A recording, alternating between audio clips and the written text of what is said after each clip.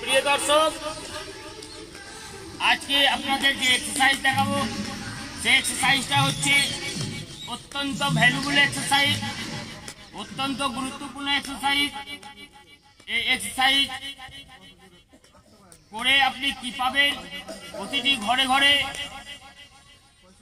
একটাই প্রবলেম, অনেকেই বলে যে আমার মাথা ঘুরছে, আমার প্রেসার কমে গেছে।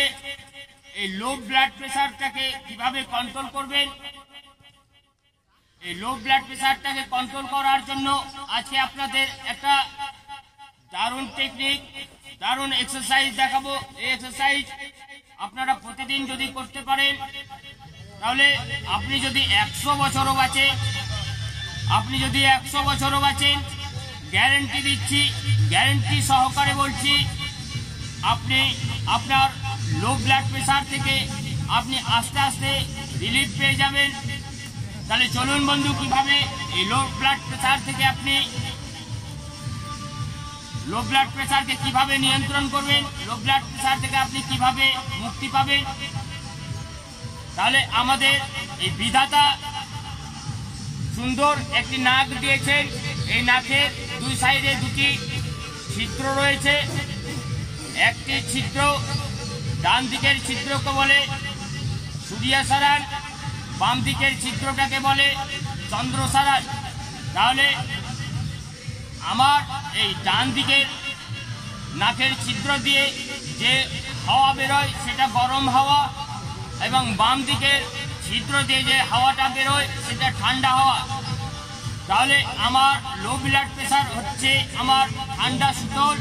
এই লো ব্লাড প্রেসারটাকে কমানোর জন্য আমার বাম দিকে অর্থাৎ চন্দ্রসারানকে আমি এইভাবে, আমার আঙুল যেভাবে আছে এভাবে চেপে ধরবো। চেপে ধরে আমার শ্বাস প্রশ্বাসটা যখন নেব, এক্সহেল আর ইনহেল করব, তখন আমার আওয়াজ হবে, আওয়াজের সঙ্গে এক্সহেল এবং ইনহেল করতে হবে। তাহলে কিভাবে করবেন চলুন দেখাই।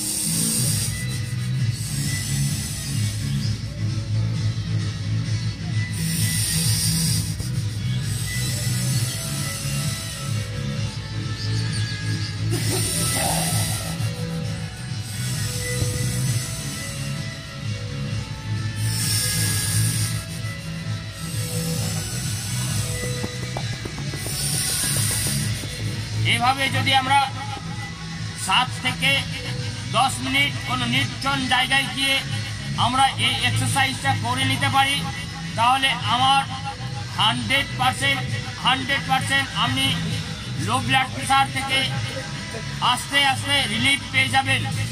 তাহলে আপনার এই ভিডিও আপনার যদি ভালো লাগে, এই এক্সারসাইজ যদি করে আপনি উপকার পান, তাহলে একটি শেয়ার দিয়ে আপনার বন্ধুদের দেখার সুযোগ করে দেবেন।